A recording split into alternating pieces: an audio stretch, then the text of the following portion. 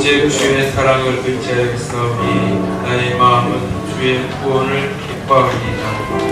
내가 여호와를 찬송하리니 이는 주께서 내게 능력을 베푸시기로다.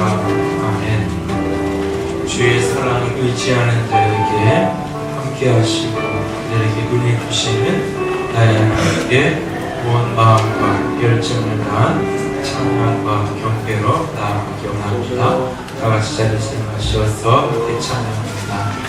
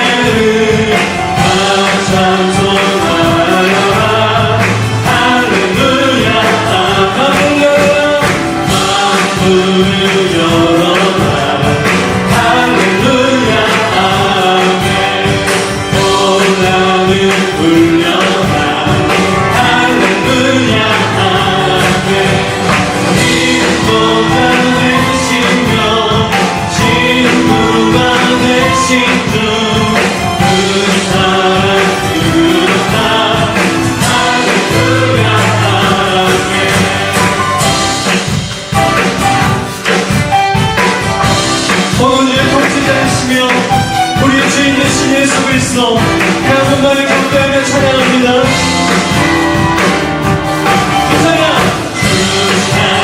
찬양하여라 할렐루야 아멘. 찬양은 끝없다 할렐루야 아멘. 거룩한 집에서 주는 종이리며 찬송 부르다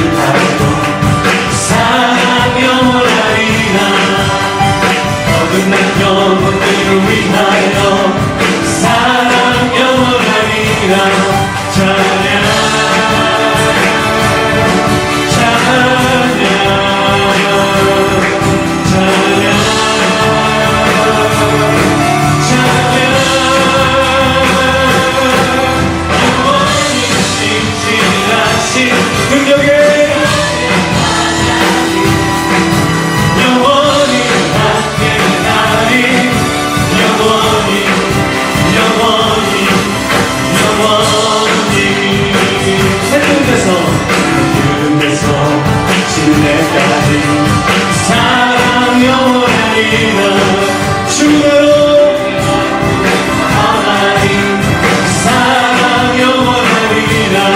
찬양 찬양 찬양 하나님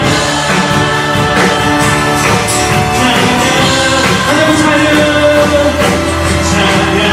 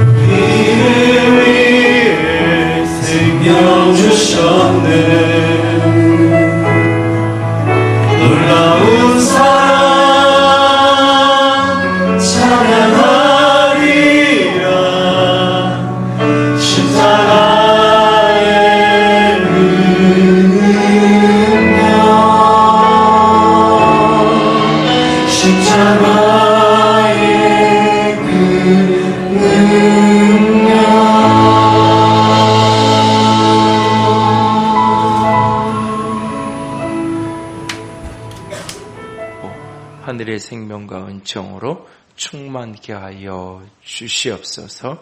주의 말씀의 교통함과 생명의 나눔으로 풍성하게 하시기를 원하오며 우리 주님 예수님 이름으로 기도드렸습니다. 아멘. 지난주 월요일부터 금요일까지 잠시 중국을 다녀왔습니다. 중국에 있는 조그마한 신학교에서 3년 동안 기숙하면서 이렇게 함께 공부하고 있는 학생들하고 졸업생들 중에서 이제 목회하시는 분들이 또 함께 이렇게 모여서 30명 조금 넘게 함께 모여서 말씀을 나눴습니다. 그래서 3일 동안, 4일 동안 이제 도착하자마자부터 오는 날 아침 오전 시간까지 계속해서 말씀을 같이 나누고 배웠는데요.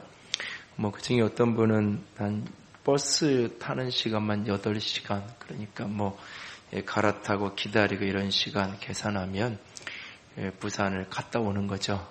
그렇게 한 10시간 이상 거쳐서 와서 말씀을 배우고 또 이제 너무 멀어서 하루 좀 일찍 전날 목요일날 저녁에 좀 일찍 가본다 그러고 일찍 인사하고 가고 그랬는데요. 참 여러 가지 환경 우리보다 열악하고 힘들지만 그럼에도 불구하고 말씀을 배우려고 하는 그 말씀을 끊임없이 읽고 묵상하려는 그런 열정을 보면서 많은 걸 생각을 다시 한번 말씀에 대한 것들을 나누고 같이 내가 은혜를 끼치는 게 아니라 어떤 의미에서 많은 도전을 받는 그런 시간을 한 주간 보내고 왔는데요. 함께 기도해 주신 분들에게 감사를 드립니다. 오늘 로마서 11장은 유대인들과 이방인들의 구원의 신비를 풀어내는 이야기입니다. 오늘 본문 25절에 보면 너희가 이 신비를 모르기를 원하지 않는다. 다시 말해서 이 하나님의 구원의 신비를 너희가 좀 잘 알았으면 좋겠다라고 이야기합니다. 여기 신비라고 표현된 이 단어가 과거 개역 한글판 성경에는 비밀이라고까지 표현되어 있는 건데요.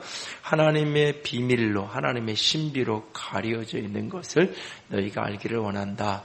한마디로 얘기하면 그것은 이방인의 충만한 수가 차고 나면, 지금은 복음이 이방인들 속에서 놀랍게 확장되고 있는데 이방인들의 구원이 충만하게 차오르면 어느 때가 되면 반드시 이제 유대인들이, 이스라엘 백성들이 돌아오는 때가 있을 것이다. 그리하여 온 이스라엘이 구원을 받게 되는 그런 때가 올 것이다 라고 하는 것, 이것이 구원의 신비로 오늘 언급이 되어 있습니다. 그러나 특별히 이 유대인과 이방인, 이스라엘과 오늘 그리스도인에 대한 이 관계성과 관련된 이 부분은 2000년 교회 역사 속에서 여전히 신학적인 난제로, 어려운 주제로 남아있어서 쉽게 이렇게 풀려지지 않는 숙제 가운데 하나입니다.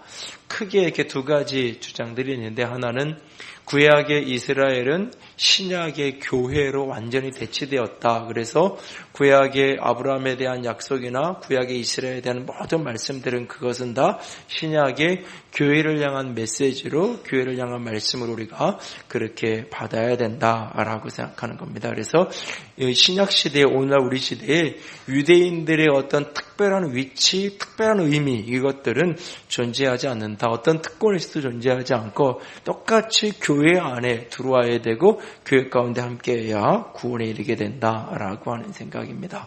대표적으로 이것을 종교개혁자 마틴 루터가 강하게 이런 입장을 취했고, 이런 루터의 입장을 이렇게 따랐던 독일 국가교회가 이런 주장을 굉장히 긍정하면서 히틀러에 의한 유대인 홀로코스트에 의한 그 수많은 학살을 신학적으로 정당화시켜주는 그런 어떤 배경으로 이것이 사용되게 됩니다. 그래서 유대인들이 특별한 선민으로 더 이상 이 땅에 존재하지 않고 모든 유대인들에 대한 이스라엘에 대한 약속은 교회로 옮겨져 있고, 유대인들은 그러므로 오히려 그 특권의식을 주장하는 것은 오히려 부정적인, 오히려 예수를 십자가에 못 박았고 예수를 죽였고 그 교회를 핍박한 세력으로 여기면서 거꾸로, 그래서 유대인들 집단 학살과 이런 것들에 대한 신학적 배경을 제공하게 되는 그런 그룹이 있고요.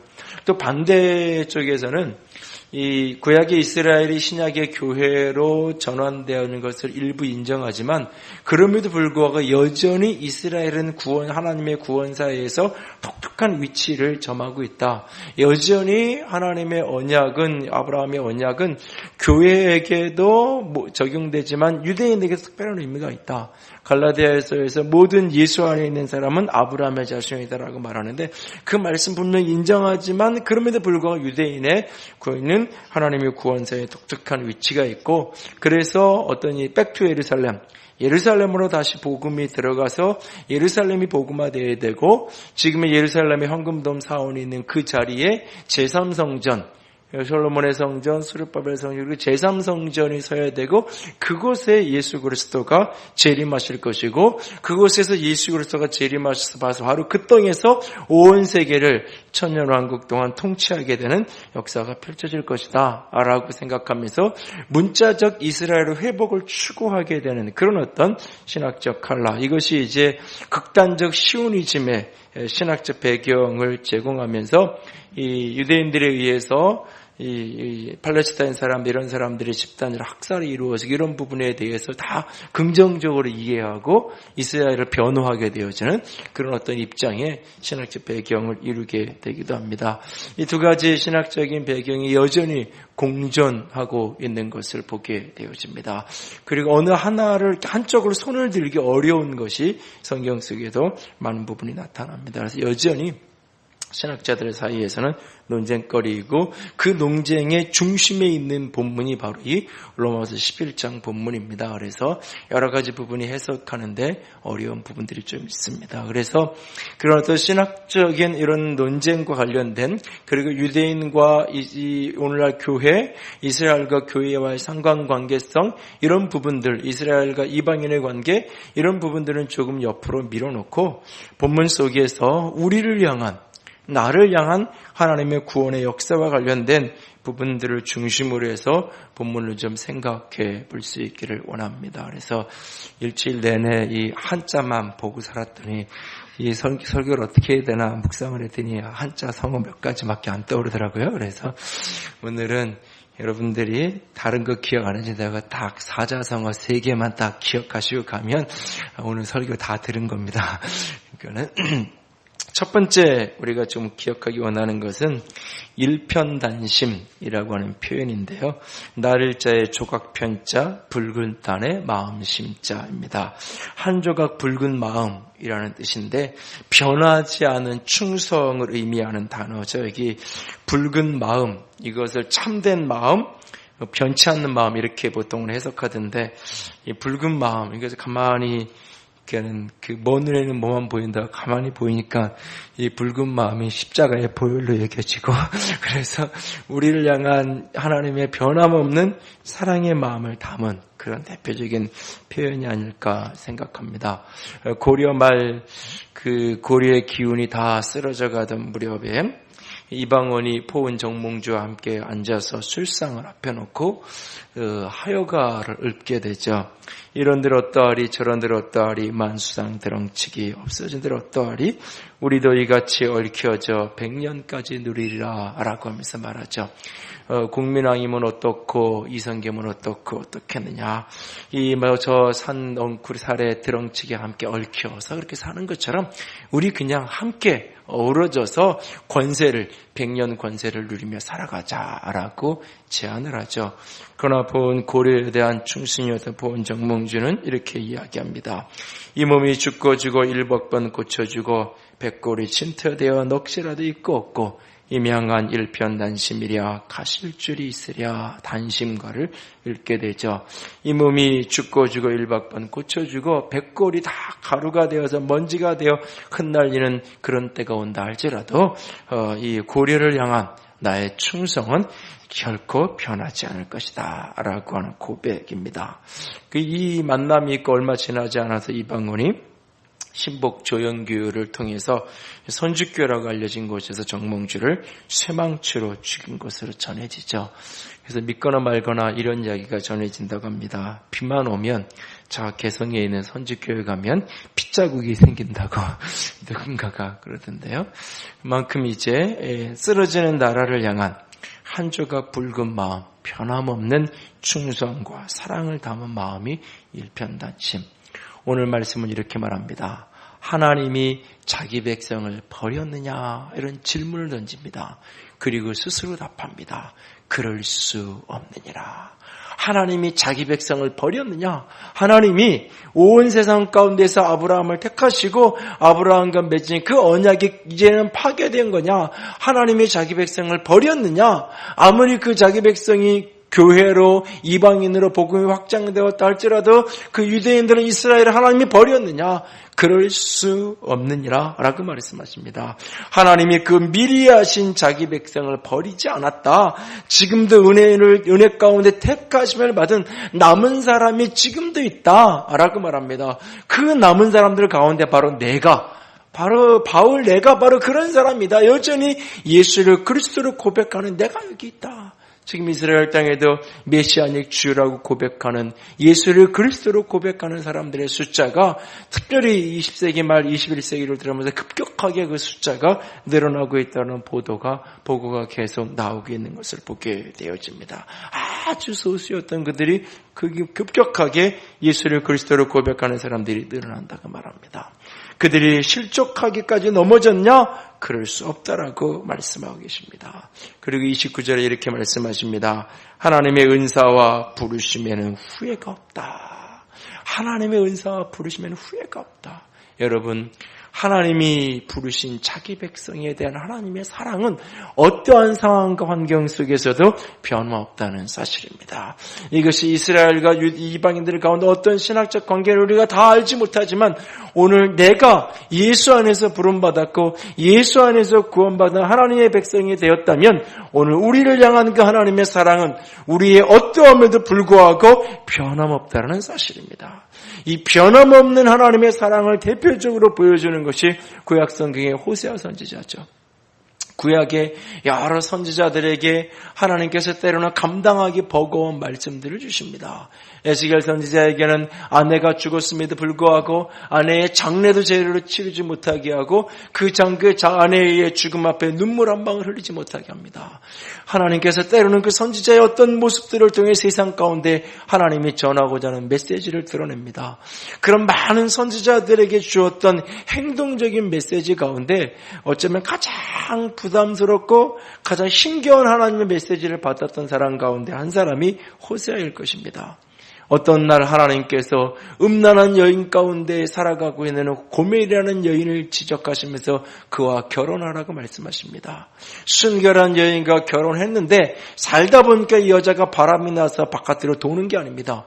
원래부터 음란한 사람들 가운데 살아가는 음란한 여인이었던 고멜을 하나님께서 가서 그 여인과 결혼을 하라고 이야기합니다.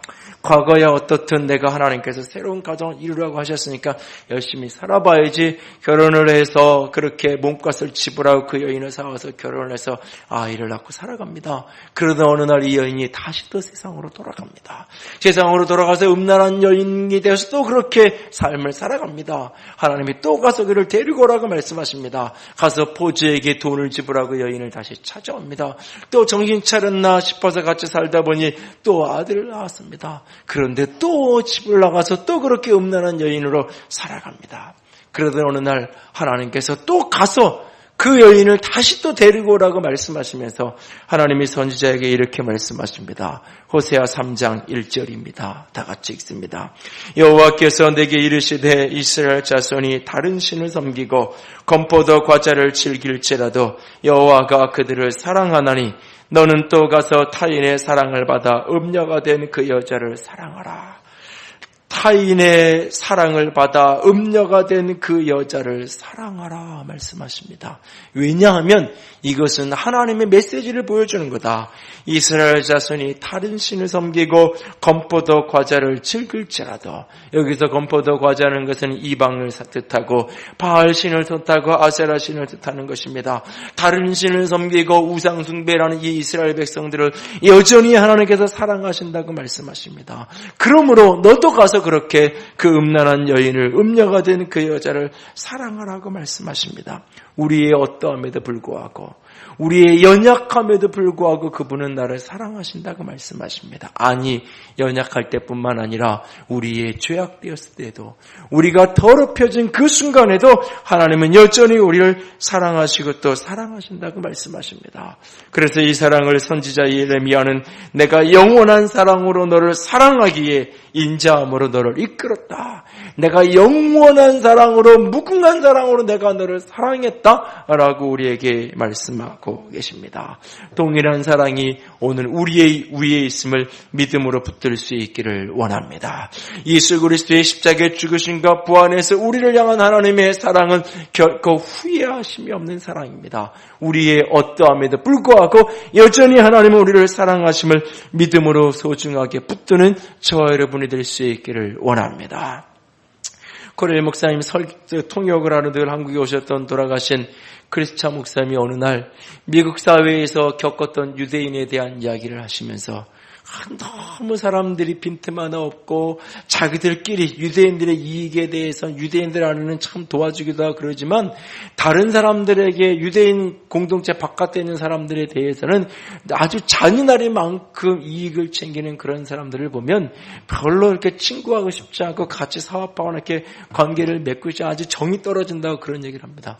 그럼 그 유대인들에 대해서 본인이 겪었던 부정적인 얘기 한참 하시고는 마지막에 딱 한마디 이마디 탁 던지시더라고요.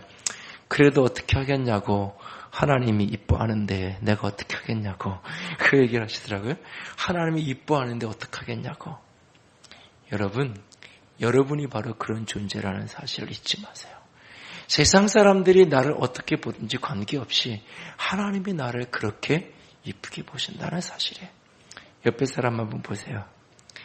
옆에 사람이 나를 이쁘게 보나요? 아니면 안 좋게, 저것도 뭐 이런 느낌으로 옆에 사람이 나를 이쁘게 볼 수도 있지만 옆에 사람이 나를 별로 안 좋게 볼 수 있어요.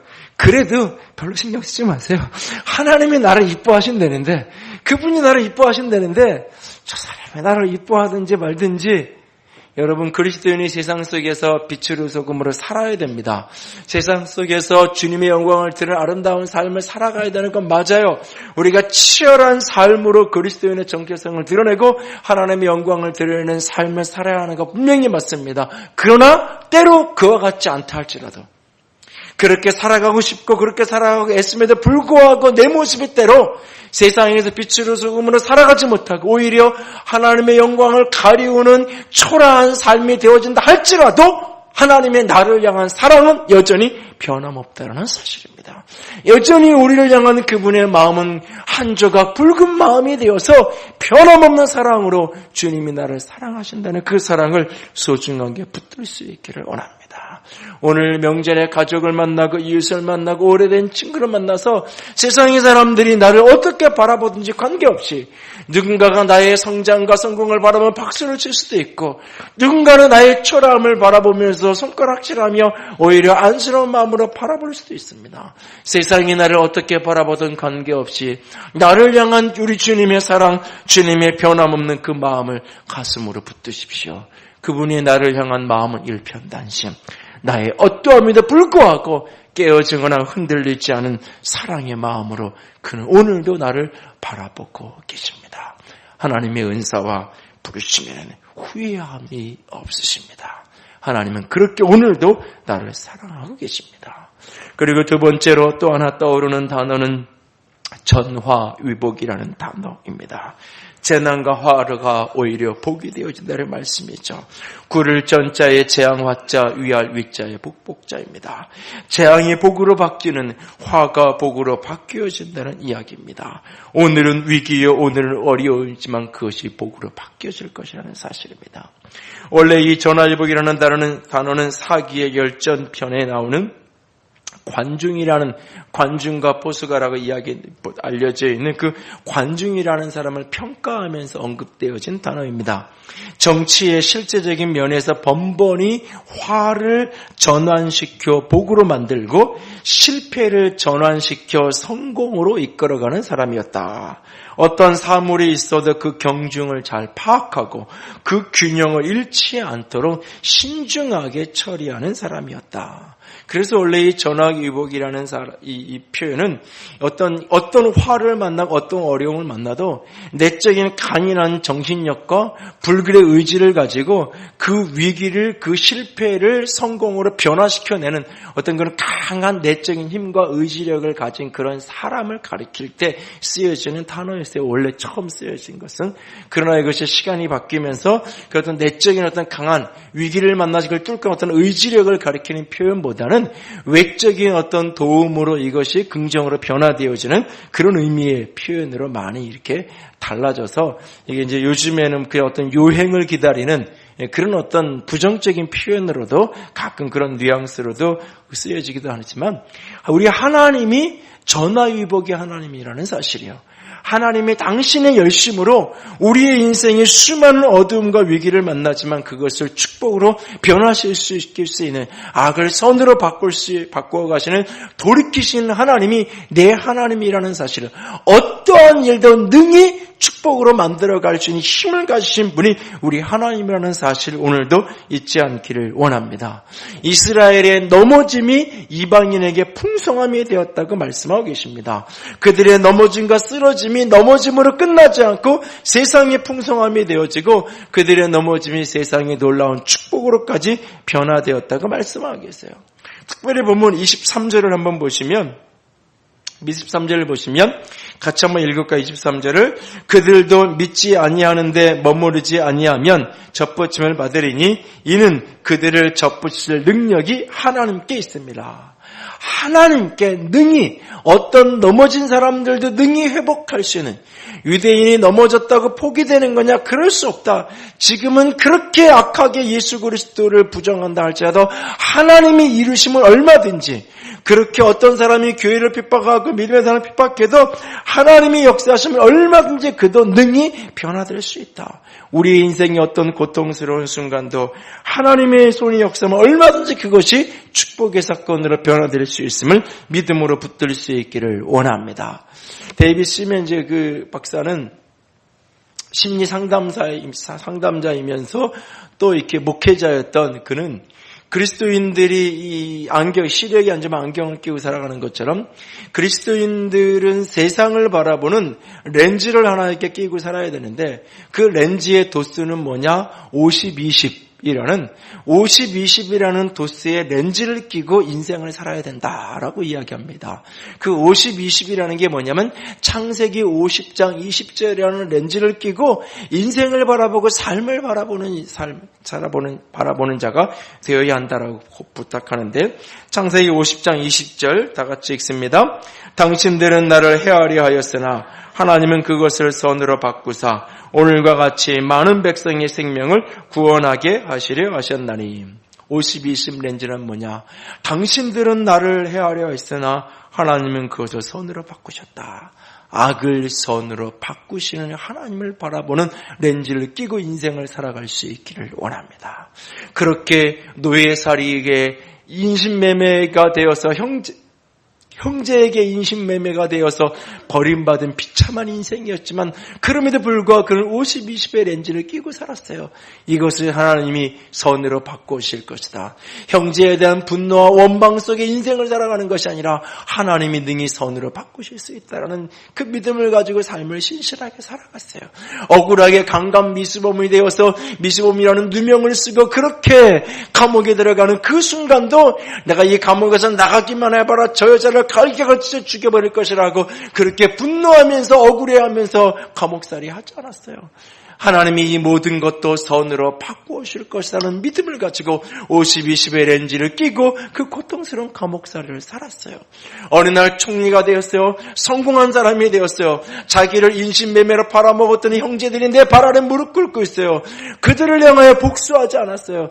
그들을 향하여 안갚음하지 않았어요. 왜냐? 인생을 50-20의 렌즈를 끼고 바라보고 살았기 때문에, 하나님께서 악을 선으로 바꾸실 걸 믿고 살았기 때문에, 저들이 치료해야 될 죄값이 있고 저들이 마땅히 받아야 될 벌이 있다면 하나님이 행하실 것이라는 믿음 속에서 자신의 손에 복수의 안갚음에 피를 묻히기를 원하지 않았어요.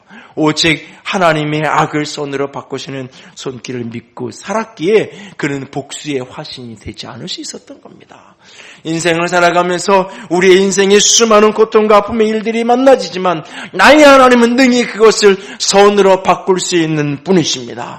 그래서 선지자 이사야는 오늘 우리에게 이렇게 고백합니다. 이사야서 61장 3절 다 같이 읽습니다. 무릇 시온에서 슬퍼하는 자에게 화관을 주어 그 죄를 대신하며 기쁨의 기름으로 그 슬픔을 대신하며 찬송의 옷으로 그 근심을 대신하시고 그들의 의의 나무 곧 여호와께서 심으신 그 영광을 나타낼 자라 일컬음을 받게 하려 하심이라. 아멘. 이 말씀을 아멘으로 받아 믿음으로 꿈꾸는 자가 될 수 있기를 원합니다. 슬퍼하는 자에게 화관을 주어 그 죄를 대신하게 하실 것입니다. 기쁨의 기름으로 그 슬픔을 대신하게 하실 것입니다. 찬송의 옷으로 그 근심을 대신하게 하실 것입니다. 나의 하나님, 그는 돌이키시는 하나님이십니다. 하나님은 욥을 고통스럽게 한, 욥을 사단에게 내어주신 하나님이 하나님의 전부가 아닙니다. 그렇게 고통 속에 부르심에도 불구하고 침묵하셨던 하나님이 하나님의 전부가 아니었습니다. 하나님은 욥의 곤경을 돌이키시는 하나님이셨습니다. 하나님은 전화위복의 하나님이십니다. 우리의 생애에, 우리의 삶에 내가 만나는 화를, 내가 만나는 고통을, 위기를 분명하게 반드시 나의 하나님은 선으로 바꾸어 주실 것입니다. 그 전화위복의 하나님을 오늘도 바라보기에, 오늘도 세상을 향하여 당당할 수 있고, 오늘도 세상 속에 여전히 포기되지 않은 소망을 가지고 살아갈 수 있는 저와 여러분이 될 수 있기를 원합니다. 세 번째, 우리가 원문 속에서 기억하기 원하는 단어는 고륙지정이라는 단어입니다. 뼈골자의 살육자, 어조사 지자의 뜻정자입니다. 가까운 가족과 친족을 향한 뜨거운 정, 뜨거운 마음을 이야기합니다. 명절이 되어서 고향길을 가는 사람들을 보면서 이렇게 말하죠. 고륙지정을 나누기 위한 발걸음이다라고 표현합니다. 고륙지정을 나누는 발걸음이었으면 좋겠는데 고륙지화를 나누는 발걸음이 언젠가 어떤 분이 이런 명절 문화가 좀 없어졌으면 좋겠다고 누군가 그러더라고요. 그래서 제가 세월이 아무리 지나봐라 이게 없어지나. 이게 한국에만 있는 건가요? 아니에요. 전 세계 어디나 있는 거예요. 어디나 있는 거예요. 미국에는 추석이나 이런 게 없잖아요. 설이 없잖아요. 거기는 추수감사 일주일 모여요. 일주일 되면 하루 갔다 오면 되는 게 아니에요. 어디나. 전 부치는 거 없잖아요. 전 부치는 거 없겠죠. 칠면조 잡아야 돼요. 나름대로 다 사실은 힘들게 있고 어떤 어려움이 있어요. 그런데 그 속에서 사실은 함께 모이면서 가족의 정을 나누고 마음을 나누는 거죠. 그리스도인은 세계 시민이에요. 그리스도인은 열방을 사랑해야 되고 온 세계를 구원에 이루는 꿈을 가져야 돼요. 그러나 하나님이 우리를 대한민국 이 한국 백성으로 만드셨고 우리 이 시대에 태어나게 하셨어요. 민족과 민족의 경계를 정하시고 시대와 시대를 나누신 분이 나의 하나님이에요. 내 하나님이 이 시대에 여기에 날 서게 하셨어요. 그러므로 오늘은 내게 붙이신 내 가족과 형제를 사랑으로 돌보는 자가 되어야 하는 거예요. 그래서 오늘 13절과 14절 바울은 이런 고백을 합니다. 13절 14절 다 같이 읽습니다. 내가 이방인인 너에게 말하노라. 내가 이방인의 사도인 만큼 내 직분을 영광스럽게 여기노니 이는 혹 내 고륙을 아무쪼록 시기나게 하여 그들 중에서 얼마를 구원하려 함이라. 여러분 이 13절과 19절을 곰곰이 읽으면 이렇게 가슴에 이렇게 마음 깊은 곳에 이렇게 속이 아려오는 바울의 마음 깊은 곳에는 이렇게 고통이 느껴져요. 자신은 이방인의 사도로 하나님이 부르셨어요.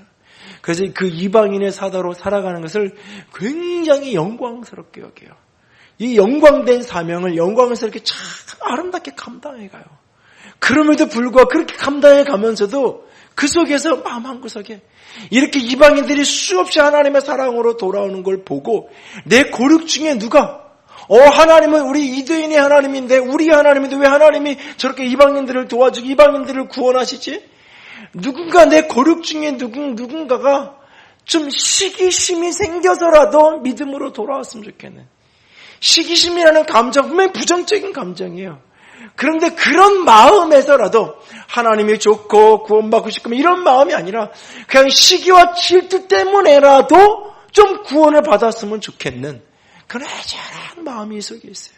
자신은 이방인의 사도로 부름받았기에 그 사명 열심히 감당해 가죠. 그것을 영광스럽게 여겨요. 그럼에도 불구하고 마음 한구석에 고륙을 향한 가족을 향한 그 깊은 마음의 애정이 사랑이 그 깊은 곳에 담아있는 모습을 보게 됩니다. 오늘과 하나님의 사람으로서 우리가 영혼들을 사랑해야 되고 잃어버린 영혼 온 세계 열방을 향한 꿈을 꾸고 감당해야 됩니다. 그러나 동시에 우리는 그분이 내 곁에 주신 사랑하는 형제들, 내 가족들을 향한 우리의 사랑은 오늘도 끊임없이 그것이 흘러져 내려가야 한다는 사실이에요. 오늘 디모데전서 5장 8절 한번 볼까요? 디모데전서 5장 8절 다 같이 읽습니다. 누구든지 자기 친족 특히 자기 가족을 돌보지 아니하면 믿음을 배반한 자요 불신자보다 더 악한 자니라. 명절 때 고향 가기 싫거든 시댁 가기 싫거든 이 구절을 곰곰이 묵상을 하고 내가 어떻게 처신해야 되겠는가 여러분 한번 자문해 볼 수 있기 원합니다. 자문해 볼 수 있기 원합니다. 언젠가 어떤 분이 저한테 그런 얘기를 하시더라고요. 목사님 저는 아이들 결혼시키면 딱 1년은 제가 데리고 살 겁니다. 그러더라고요. 왜 괜히 그 시집살이 시키려고 그래요? 아니 시집살이 시키는 게 아니라 요즘에 시어머니 시집살이 하겠어요? 며느리 시집살이 하지. 그러면서 그런데도 그래서 1년을 저는 데리고 살 겁니다. 왜요? 그랬더니 하시는 말씀이 나도 그 아이를 잘 모르고 그 아이도 우리 집을 모르고 물론 인사완이라고 왔다 갔다 하겠지만 서로 잘 모르는데 그러면 평생 남남으로 만날 때마다 손님처럼 그렇게 살 수밖에 없으니까 힘들어도 1년은 같이 살. 그리고 그 아이에게도 딱 시집살이 1년만 하면 된다. 그러면 웬만한 애면 1년만 살면 된다고 얘기하면 그거 못하겠냐고 안 하겠냐고 평생 모시고 살아라 그러 아이고 이러겠지만 1년이다 싶으면 그거 할 수 있지 않겠냐고 1년 동안 서로 우리 아버님은 이런 걸 좋아하시고 이런 걸 싫어하고 이 집 분위기 이렇고 나도 그 아이가 어떤 아이인지를 알고 그렇게 서로를 알아가는 적어도 그런 기간을 좀 갖고 그러고 나서 따로 살림을 살아도 1년에 한두 번을 만나도 이게 가족 갖고 좀 가까울 수 있지 그러면 그렇지 않겠냐고 그래서 나는 그렇게 해보겠다고 그런 얘기 하시더라고요. 그래서 한번 잘 해보시라고 제가 봐서 좋으면 나도 따라 할 거고 1년 동안 왼수가 돼서 평생 안 보는 관계가 되면 나는 그거 안 할 거라고 그래서 농담을 나눴던 적이 있는데요. 한편으로 보면 함께 하면서 사랑을 나누고 마음을 나누는 거예요. 그 속에 아픈 게 있고 그 속에 힘든 게 다 있는 거예요. 힘든 게 있는. 우리는 명절 이런 분위기가 되면 자꾸 명절에 뭐가 힘들고 이런 얘기만 자꾸 보도가 너무 방송 매체에서 너무 많이 나오니까 이것도 하면 안 되고 저것도 하면 안 될 것 같아요. 전 부치는 거 사실은 돈만 있으면 해결돼요. 가서 이렇게 백화점 가서 이렇게 사면 더 깨끗하게 잘한 거 사다가 먹을 수 있어요. 사실 그런 건 얼마든지 힘들고 그러면 형식을 얼마든지 바꿀 수 있어요. 외식을 할 수도 있고 그러나 함께 모이고 함께 만나고 때로는 함께 잠을 자고 그 속에서 마음을 나누고 그 속에서 때로는 어느 정도 갈등도 하면서 정도 붙고 사실은 관계도 깊어지고 마음도 나누는 거죠. 그 속에 사랑하는 가족을 돌아보고 형제를 돌아보는 마음을 잊지 마십시오. 여러분 십자가에서 예수님이 마지막 운명하시잖아요. 온 인류의 죄를 다 짊어지고 예수님이 십자가에서 명하시잖아요. 예수님의 십자가에서 7마디 말씀을 하세요. 아버지, 저들이 자기의 하는 짓을 모르니까 저들을 용서해 주십시오. 참 멋있어요. 감동받아요. 근데 우리가 긍정적으로 무조건 보니까 그렇지, 조금 삐딱하게 보면 예수님이 십자가에서 목마르다. 그때 그 중요한 순간 할 말이에요. 지금 어떻게 보면 마지막 죽어가는 순간에 온 인류를 위해서 죽어가시는 그분께서 목마른 거 좀 참으면 되지. 그 7마디 말씀 중에 물론 우리는 그거를 영적으로 긍정적으로 해석해서 막 설교하고 해요.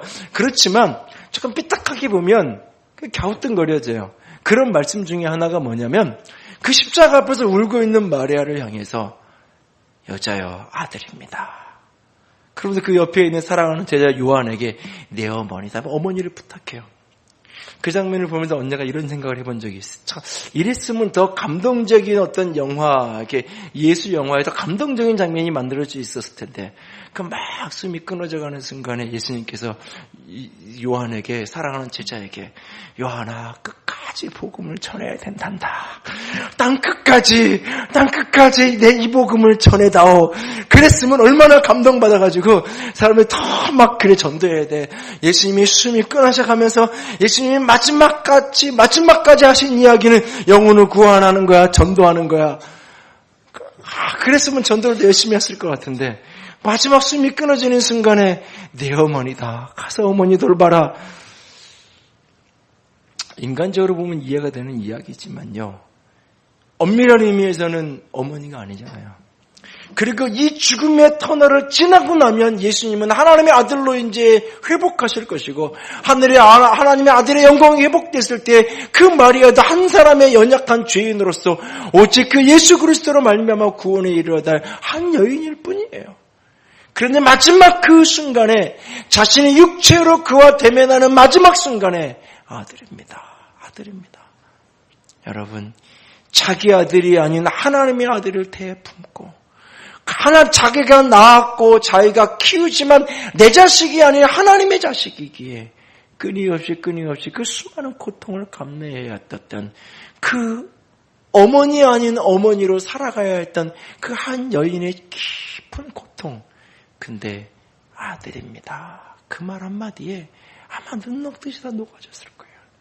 그리고 사랑하는 제자 요한에게 어머니를 부탁하잖아요. 지금도 터키 에베소에 가면 사도 요한이 자신의 마지막 목회지였던 그 에베소까지 마리아를 모시고 와서 마리아의 마지막까지 모셨던, 마리아가 마지막 죽기 전까지 살았던 마리아의 집이라는 곳이 지금도 그렇게 보존되어 있죠. 에베소 언덕이 내려다, 그 도시가 내려다보는 언덕 위에 조그만 집. 마지막 세상의 숨이 끊어지는 그 순간도 예수님께서 자신의 육체로 살아있는 동안 자신의 어머니가 되어졌던 그 여인의 마음의 고통을 알고 헤아리며 제가 당신의 아들이었습니다. 내가 아들입니다. 그리고 당신의 가장 사랑하는 제자에게 그를 부탁하잖아요. 그리고 그를 지켜주잖아요. 하나님이. 왜 요한이 순교하게 내버려두지 않으셨을까요? 요한의 형제였던 야고보는 그렇게 헤롯에서 최초의 순교자가 되었었는데, 이 요한은 끝까지 죽음을 순교하지 않고 자연사할 때까지 100세가 넘도록 하나님은 그를 지키셨을까요? 여러 이유가 있겠죠. 그 중에 하나는 어쩌면 마리아를 끝까지 보호하도록 하기, 끝까지 그를 섬기고 돌보도록 하기 위해서 그 사명을 다 감당할 수 있도록 하나님이 그에게 은혜를 주신 것이 아닐까라는 생각도 가져보게 됩니다. 여러분, 명절에 가족을 생각하는 시즌입니다. 가족과 함께하는 것이 이런저런 힘든 것도 있고 어려움도 있고 상처를 주기도 하고 받기도 합니다. 그래서 괜히 왔다고 싶을 때도 있을 수 있어요. 먼 길, 힘든 막히는 길 찾아왔음에도 불구하고 차라리 안 오니만 못하다 그렇게 안타까운 일이 생길 수도 있어요. 그럼에도 불구하고 그 모든 것들을 이겨낼 수 있기를 원합니다. 오늘 바울이 이방인을 향한 사도로 삶을 살아가면서도 그 속에서도 자신의 고리를 향한 애절한 사랑을 잊지 않았던 것처럼, 특별히 내 사랑하는 형제 가운데, 내 사랑하는 부모, 친족들 가운데 여전히 구원받지 못한 영혼들이 있다면 그 영혼들의 구원을 위해 오늘도 사도가 가진 예전한 심정으로 이 가슴이 그들에게 흘러갈 수 있는 복음의 증거자로 살아갈 수 있기를 원합니다. 오래전에 우리 교회에서 와서 간증을 했던 부천의 어떤 교회 집사님이 떠오릅니다.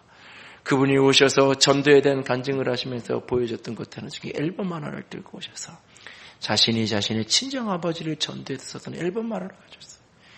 어렸을 때부터 자기가 태어나실 때부터 아빠에 대한 추억에 담긴 사진들을, 스냅 사진들을 여기저기서 다 모아가지고 앨범 하나를 만든 거예요. 내가 태어날 날부터 시작해서 아빠를 손잡고 공원에 놀러 갔던 사진들까지 다 모은 거예요. 졸업식 때 함께 와주셨던, 대학 졸업을 가서 같이 찍었던 아빠랑 찍었던 사진들, 그 밑에 아빠에 대한 지금까지의 추억을 다 코멘트를 해서 달았어요.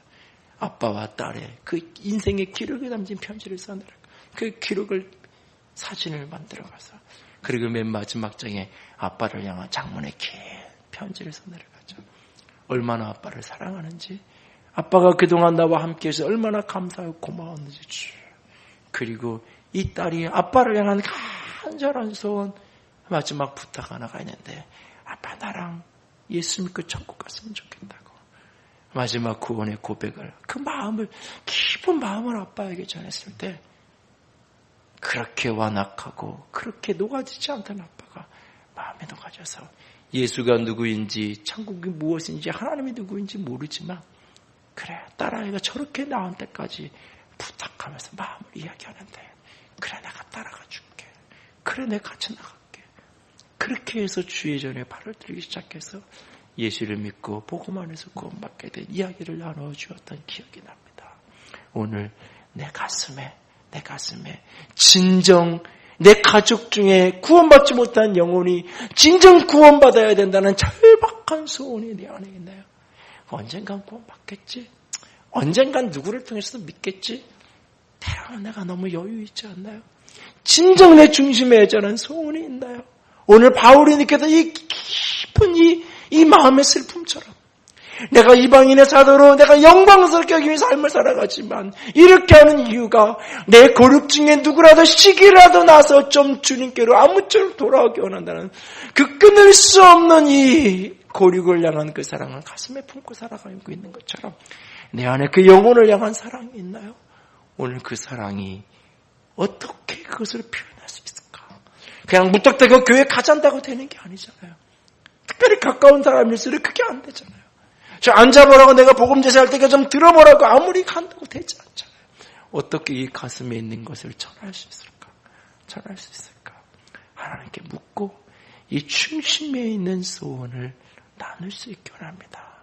그리고 그 소원이 흘러가고 마음이 흘러갈 때 잔잔하지만 그 마음속에 변화가 있고 파문이 일어나서 하나님이 그 속에 임하셔서 그 영혼을 구원하시고 일으켜 세우시지 않을까요? 오늘도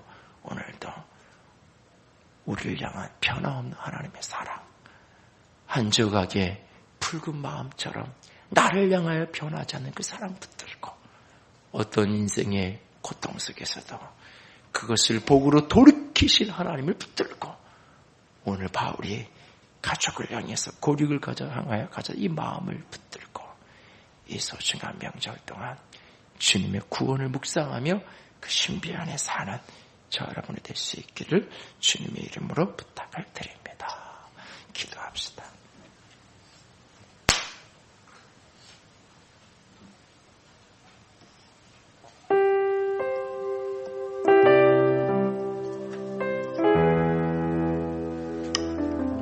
하나님, 세상이 내게 대하여 어떻게 나를 바라보든지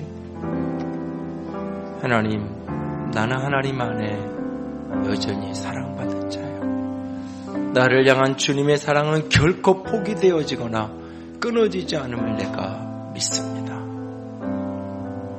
그리고 오늘 내가 어떤 인생의 어려움을 만났든지 하나님 당신의 열심은 반드시 이것을 돌이켜 복이 되게 하실 것을 내가 믿습니다. 그러므로 내가 오늘 그 사랑 때문에 그 주님의 임재 때문에 당당하게 하시고 소망 가운데 살기로 작정합니다. 그리고 그 소망으로 내 고륙을 만나 그들에게 십자가의 사랑을 예수 그리스도의 복음을 흘려보내는 자가 되기를 원합니다. 우리를 사용하여 주시옵소서. 같이 기도합니다.